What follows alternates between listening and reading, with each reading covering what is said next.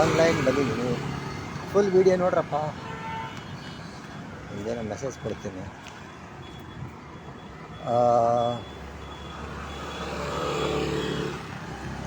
ಕಾಣ್ತಾನೆ ಇಲ್ವಲ್ಲ. ಪ್ರತಿ ಒಂದು ನೆಗೆಟಿವ್ ಥಾಟ್ಗೆ 3 ಫಿಲ್ಟ್ರ್ ಹಾಕ್ಕೊಂಡು ನೋಡಿ. ಈಗ ಎಕ್ಸಾಂಪಲ್ ಭಯ ದೇಹದ ಮೇಲೆ ಏನು ಪ್ರಭಾವ ಮಾಡ್ತಾಯಿದೆ, ಭಯ ಮನಸ್ಸಿನ ಮೇಲೆ ಏನು ಪ್ರಭಾವ ಮಾಡ್ತಾಯಿದೆ, ಭಯದಿಂದ ಕರ್ಮದ ಮೇಲೆ ಏನು ಪ್ರಭಾವ ಆಗ್ತಾಯಿದೆ. ನೆಕ್ಸ್ಟ್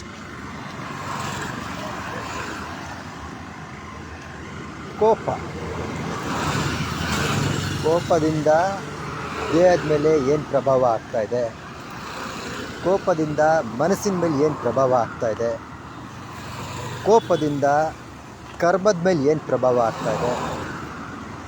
ನೆಕ್ಸ್ಟ್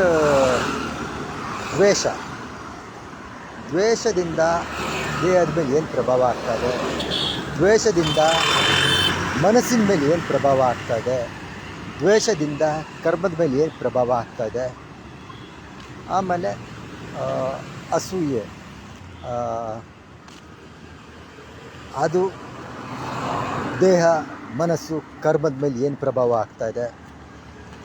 ಮತ್ತು ಇನ್ಯಾವುದು ಮೋಹ ಅಟ್ಯಾಚ್ಮೆಂಟ್, ಮೋಹದಿಂದ ದೇಹದ ಮೇಲೆ ಏನು ಪ್ರಭಾವ ಆಗ್ತಾಯಿದೆ,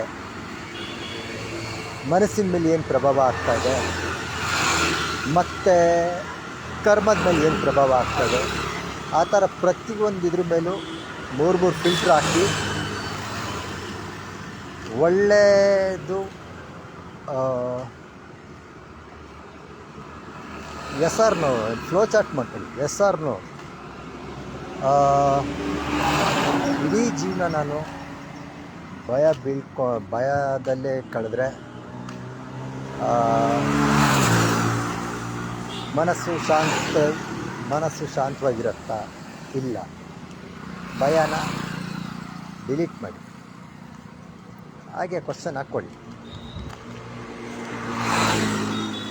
ಆ್ಯಂಗರ್ ಮ್ಯಾನೇಜ್ಮೆಂಟ್ ಮಾಡಲಿಲ್ಲ ಅಂದರೆ ಮನಸ್ಸು ಶಾಂತವಾಗಿರುತ್ತಾ? ಇಲ್ಲ.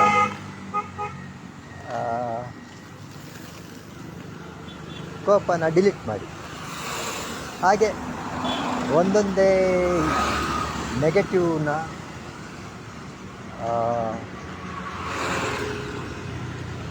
ಫೀಲ್ ಮಾಡಿ, ಅಬ್ಸರ್ವ್ ಮಾಡಿ, ಡಿಲೀಟ್ ಮಾಡಿ. ಫೀಲ್ ಮಾಡಿ, ಅಬ್ಸರ್ವ್ ಮಾಡಿ, ಡಿಲೀಟ್ ಮಾಡಿ. ಸೊ ಅದು ಮತ್ತೆ ಬರ್ತಾ ಇರುತ್ತೆ. ನೀವು ಮತ್ತೆ ಡಿಲೀಟ್ ಮಾಡ್ತಾ ಇರಬೇಕು. ಅದು ಅಭ್ಯಾಸ ಮಾಡಿ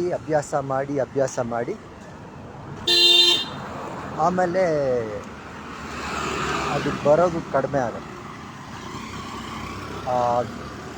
ಒಂದನ್ನು ಡಿಲೀಟ್ ಮಾಡಬೇಕಾದ್ರೆ ಅದ್ರ ಜಾಗದಲ್ಲಿ ಒಂದು ಏನಾದ್ರು ಒಳ್ಳೇದು ಕೊಡಬೇಕಲ್ಲ. ಅದೆಲ್ಲ ಮಾಡೋದ್ರಿಂದ ನಿಮಗೆ ಮನಸ್ಸು ಶಾಂತವಾಗುತ್ತೆ. ನಮಸ್ಕಾರ.